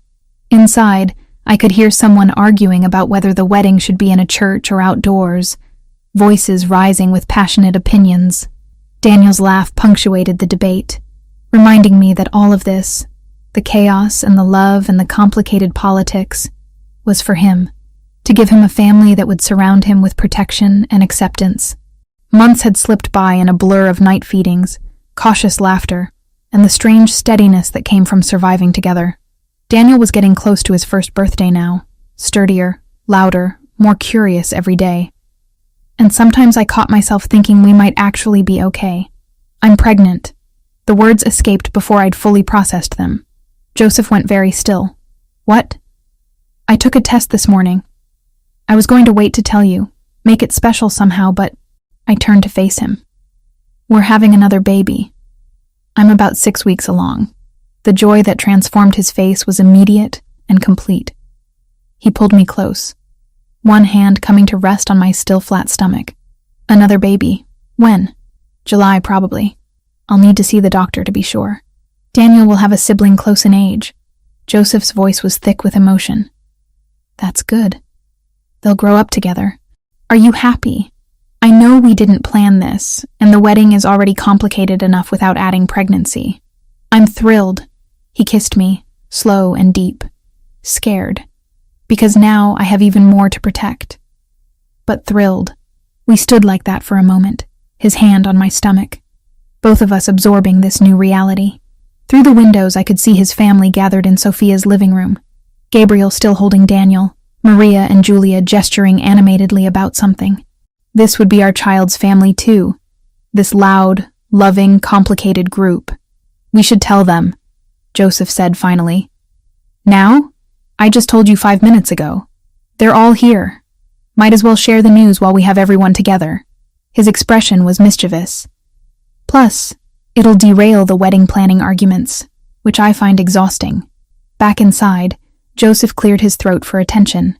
The room quieted gradually, everyone turning to look at us with expectant faces. We have more news. He kept his arm around my waist. Amanda's pregnant. You're all getting another niece or nephew in July. The room erupted. Maria actually shrieked. Sophia's eyes went wide with surprise and delight, and Julia immediately started crying again. Gabriel looked confused about why everyone was so excited, but joined in the congratulations anyway. 2 babies under 3 years old. Sophia shook her head but was smiling. You're going to be exhausted. We're already exhausted, I pointed out. What's a little more? That's the spirit. Maria hugged me again. This calls for celebration. Non-alcoholic for you, obviously. But the rest of us can toast. The evening dissolved into planning and celebration, Joseph's family already incorporating this new member into their expectations and excitement. I watched them pass Daniel around, saw how naturally they included him in every conversation, and felt the last of my reservations about marrying into this family ease. Later, after we'd returned home and put Daniel to bed, Joseph and I lay in the darkness of our bedroom. His hand rested on my stomach, though there was nothing to feel yet, except the knowledge that something was growing there. "Thank you," he said quietly. "For getting pregnant? I'm pretty sure you participated in that. For choosing this. For choosing me in this complicated life. For giving Daniel siblings and making a family with me." His thumb traced circles on my skin. "I never thought I'd have this. Never let myself want it because my world seemed too dangerous for this kind of happiness. It is dangerous, but it's also ours." I covered his hand with mine. "We'll figure out how to keep them safe. Both of them. All of you." Joseph shifted to hover over me, his weight on his elbows. "You, Daniel, this new baby, and any other children we decide to have. That's my job now. Keeping all of you safe and happy. That's a big job. I've handled bigger." But his expression was serious. "I love you, Amanda. More than I thought I was capable of loving anyone. You know that, right?" "I know." I pulled him down for a kiss. "I love you too. Even when you're being dramatic about protecting us from threats that haven't even materialized yet. Someone has to worry. You're too busy being practical and handling everything with grace. One of us has to be." I ran my fingers through his hair. "Now stop talking and come here." He did. And for a while there was nothing but us and the life we were building together. Complicated and dangerous and absolutely worth every risk. Outside, Miami's night sounds filtered through the windows, and in the next room, Daniel slept peacefully, protected by more security than most people could imagine, and more love than any child could need. This was our life now. Imperfect, sometimes scary, but ours. And I wouldn't trade it for any amount of simple safety. 2 weeks after the engagement dinner, I stood in front of the full-length mirror in our bedroom, smoothing down the ivory silk dress that Sophia had helped me choose. Simple, elegant, with enough room in the bodice to accommodate the early pregnancy that only Joseph and his family knew about. My hair was loose, the way Joseph preferred it, with small white flowers tucked into the waves. "You look beautiful." Sophia appeared in the doorway, already dressed in a deep plum gown. "Ready?" Nervous. I turned from the mirror. "Is that normal?" Completely normal. I cried through my entire wedding to Gabriel's father, and we divorced 3 years later. She crossed the room, adjusted one of the flowers in my hair. "But this is different. Joseph loves you in a way I've never seen him love anyone. You're doing the right thing." The ceremony was planned for the back garden of the Key Biscayne house, overlooking the ocean. Small and intimate, just Joseph's sisters and their families, a few trusted business associates, and Marco's security team positioned discreetly around the perimeter. Nothing elaborate. Nothing that would draw attention we didn't want. Maria appeared with Daniel, who was dressed in a tiny suit that made him look impossibly grown up for 9 months old. He reached for me immediately, and I took him carefully, mindful of my dress. "Your son has been charming everyone," Maria said. "Gabriel's been watching him while we got ready. He's good with babies. He gets it from you." I kissed Daniel's forehead. "Thanks for handling him while I was getting dressed." "That's what aunts are for." Maria's expression turned serious. "Amanda, I know this world is scary sometimes. The things Joseph does, the dangers that come with being part of this family. But you should know that we protect our own absolutely. You and Daniel and this new baby, you're ours now. Nothing will hurt you while we're here." The certainty in her voice reminded me of Joseph, that same absolute conviction that family was worth any cost. Julia knocked on the doorframe. "It's time." Joseph's getting impatient downstairs. The walk down to the garden felt surreal. Sophia carried Daniel while I held a small bouquet of white roses, my hand shaking slightly as we approached the setup overlooking the water. Joseph stood under a simple arch decorated with more flowers, wearing a dark suit that made his eyes look almost black in the afternoon light. When he saw me, everything else faded. The guests, the security team, the elaborate setup. None of it mattered except the way he was looking at me like I was the only thing in the world worth seeing. The ceremony itself was brief. Traditional vows with a few personal additions. Joseph's voice steady as he promised to love and protect me and our children for the rest of his life. When it came time for my vows, I had to pause to steady my voice. "I promise to love you even when you're overprotective." To trust you with my life and our children's lives. To build this family with you, whatever that takes. I squeezed his hands. You saved me when I needed saving, and now I choose you every day. The officiant pronounced us married, and Joseph kissed me with enough intensity that someone in the audience whistled. Daniel, in Sophia's arms, made a complaining sound about being ignored, which made everyone laugh. The reception was casual, tables set up on the patio with Cuban food from Joseph's favorite restaurant, and a small cake that Maria had somehow managed to organize despite the short timeline. I moved through it in a daze, accepting congratulations and trying to eat something despite my stomach being nervous. Joseph found me by the railing overlooking the ocean, brought me a glass of sparkling water since I couldn't have champagne. You okay? You've been quiet. Just overwhelmed. Good overwhelmed. I leaned against his side. We're actually married now. We are. You're stuck with me officially. He wrapped his arm around my waist, his hand settling naturally over where our second child was growing. No backing out now. Wouldn't dream of it. We stayed like that for a moment, watching the sun start to sink toward the horizon, turning the water gold and orange. Behind us, I could hear his family laughing. Daniel's gurgling voice as Gabriel entertained him, the normal sounds of people who loved each other being together. I need to go to a meeting tonight. Joseph's voice was apologetic. The Russians want to renegotiate part of our agreement. It shouldn't take long, maybe 2 hours, but I need to be there. Tonight? On our wedding night? I know. I'm sorry. But this is important. And if I don't show it, looks like weakness. He turned me to face him. Stay here with security. Marco's team will be around, and my sisters are staying for dinner. I'll be back before Daniel's bedtime. I wanted to argue, wanted to insist that surely one night could wait, but I'd agreed to understand his world, and this was part of it. Business didn't stop for weddings or convenience.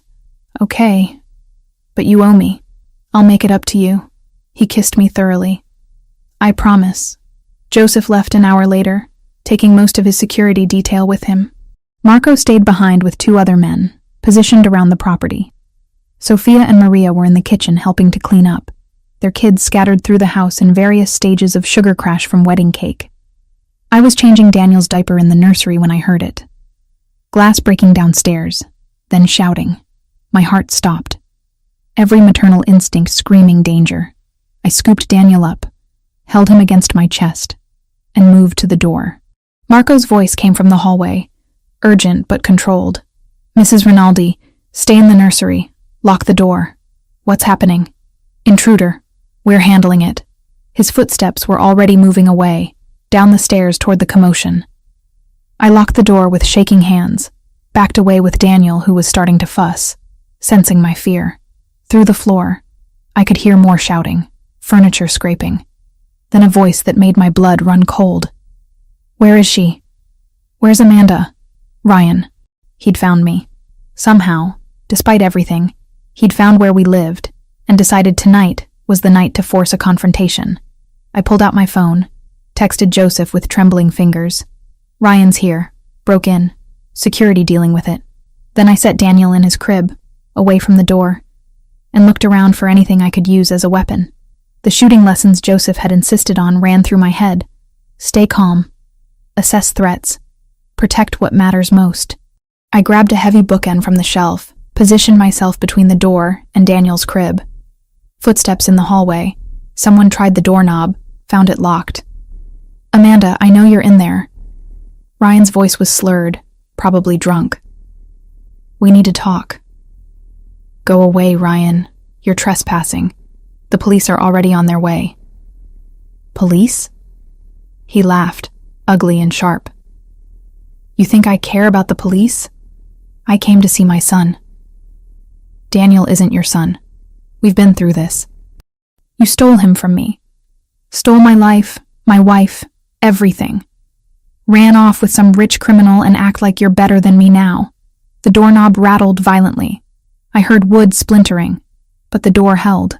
Joseph had insisted on reinforced doors throughout the house, and I'd thought it was paranoid. Now, I was grateful. Ryan, stop. You're drunk, and you're making this worse. Just leave and we can forget this happened. Forget! Another impact against the door. You ruined my life, and you want me to forget?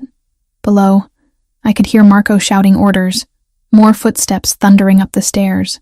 But Ryan was right outside the door, and he was determined. I set down the bookend, pulled out my phone again. If he got through the door, I needed evidence. Needed something that would put him away permanently. Ryan. I kept my voice steady, louder than necessary so the phone would pick it up. Why are you here? What do you want? I want what you took from me. The door shuddered under another impact. I want my son and my wife back. I was never yours to take. And Daniel was never yours to claim. I moved closer to the door, making sure every word was clear. You abused me for 3 years. Told me I was worthless. That no one would ever want me. Then you showed up in that cafe and mocked me for being pregnant with someone else's baby. You lost any right to my life when you chose to be cruel. I wasn't cruel. I was honest. You got fat and lazy, and I told you the truth. I was pregnant and scared, and you humiliated me in public. Anger was replacing fear now, giving me strength. You've spent months trying to punish me for moving on, for finding someone who actually treats me with respect. But this ends tonight, Ryan. You're trespassing, threatening me and my child, and you're going to prison for it. The door burst open suddenly, the lock giving way. Ryan stumbled through, his face flushed and furious, and I saw in his hand what looked like a tire iron. You think your criminal husband can protect you from everything? He took a step forward. Think you're so special now with your big house and your new family? I think I'm done being scared of you. I stood my ground between him and Daniel's crib, phone still recording in my hand. And I think you're about to find out what happens when you threaten someone under protection. Marco appeared in the doorway behind Ryan, weapon drawn. Drop it. Now. Ryan spun, raising the tire iron, and Marco moved with professional precision. Within seconds, Ryan was face down on the floor, hands secured behind his back, the tire iron kicked away across the room. 2 more security team members appeared, helping to restrain Ryan while he shouted threats and obscenities. I turned away, went to Daniel's crib where he was crying from the noise and chaos, scooped him up and held him close. It's okay, baby. It's over. You're safe. Sophia rushed in moments later, Maria right behind her. They took in the scene.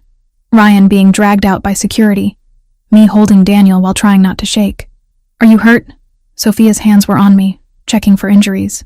Did he touch you? No. I locked the door, and he couldn't get through until Marco got here. I showed her the phone, still recording. I got everything. Him threatening me, admitting to the harassment, everything. Good. Sophia took the phone carefully. This is enough to put him away for years, especially with the trespassing and attempted assault charges. Police sirens wailed in the distance, getting closer. Marco had already called them, had Ryan contained outside until they arrived. I sank into the rocking chair, still holding Daniel, trying to process what had just happened. Joseph arrived 20 minutes later, his meeting abandoned the moment he got my text.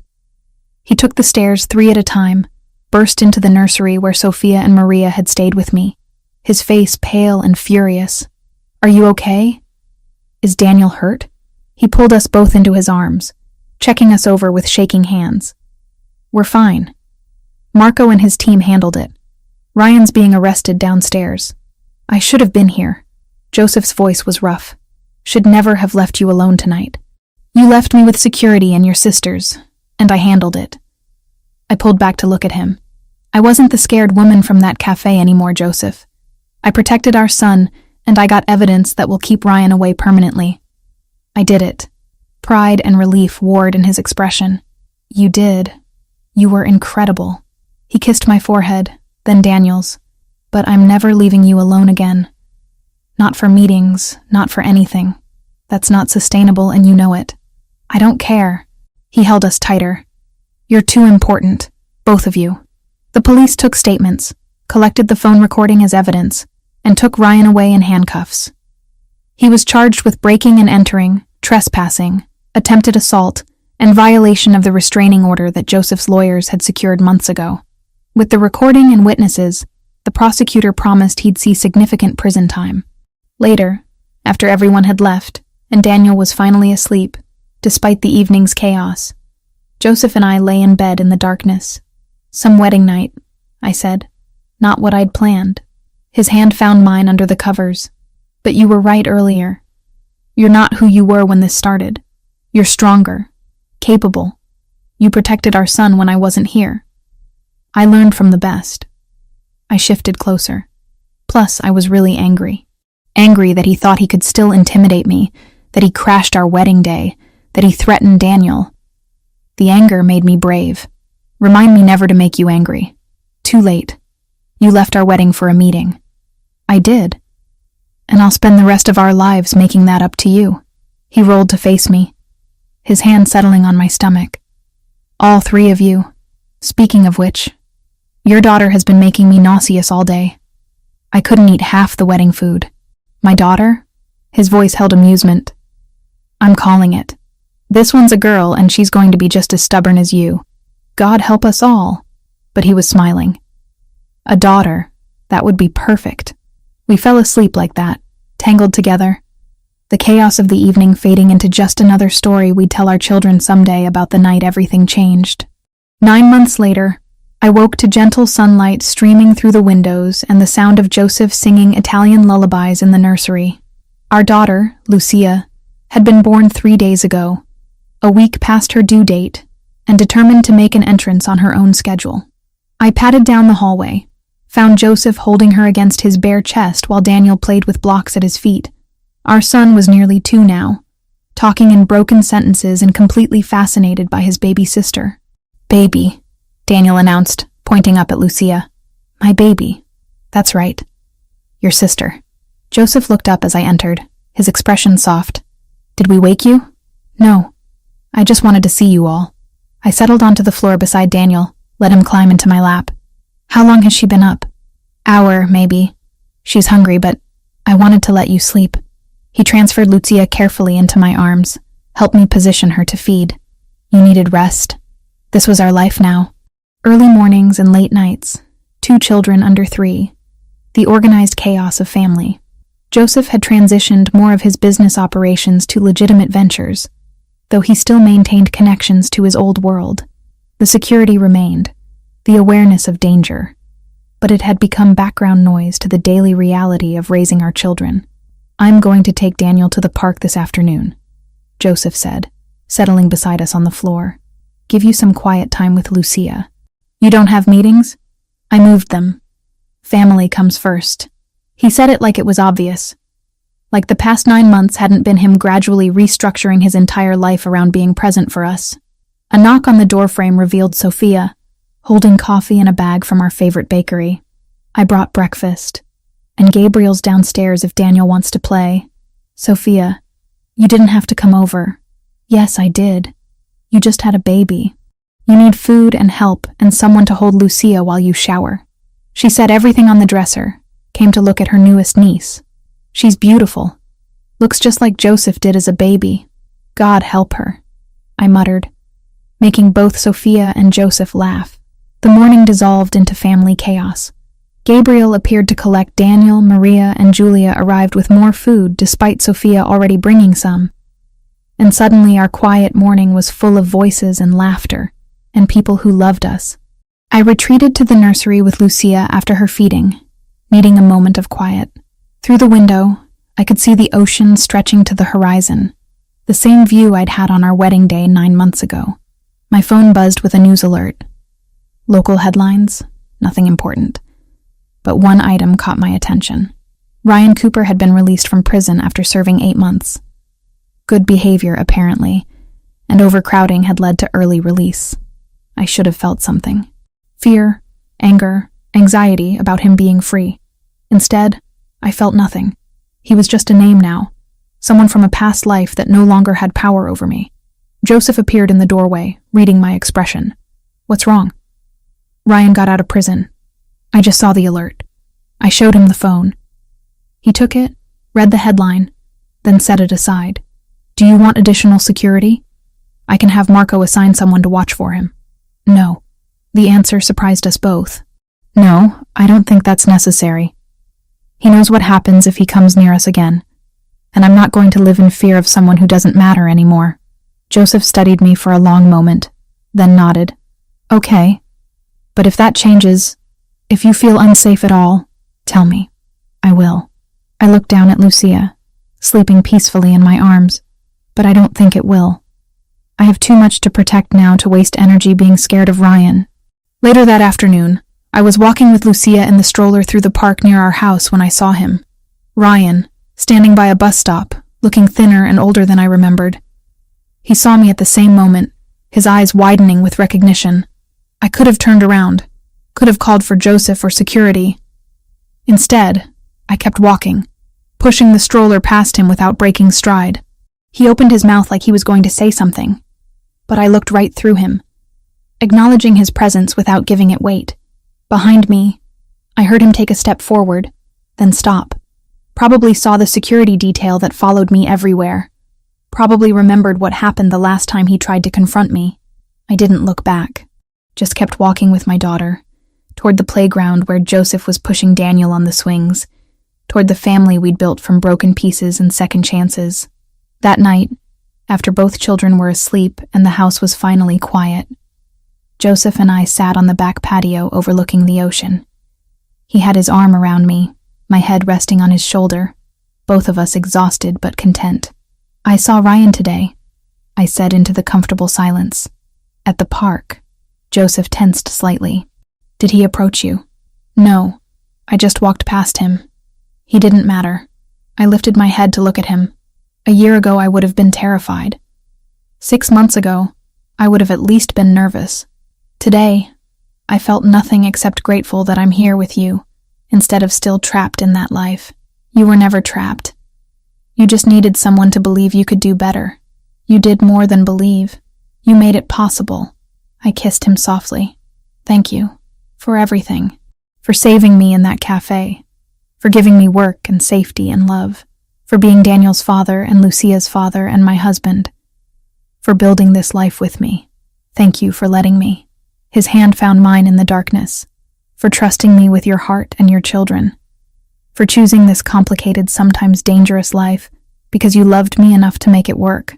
Inside, Lucia started crying through the baby monitor. We both sighed, then laughed.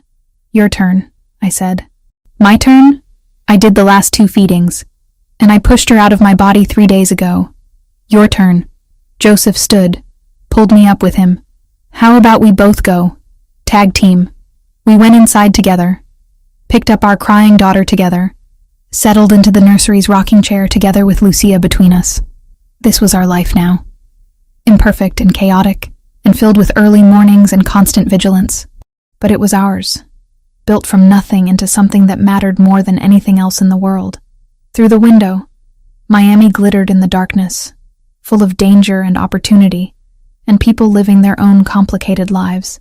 But in this house, with my husband beside me and our children sleeping peacefully, I had everything I'd ever wanted, and more than I'd ever dared to dream was possible.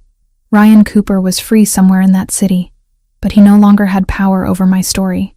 That belonged to me now, to the family I'd chosen and the life I'd fought to build.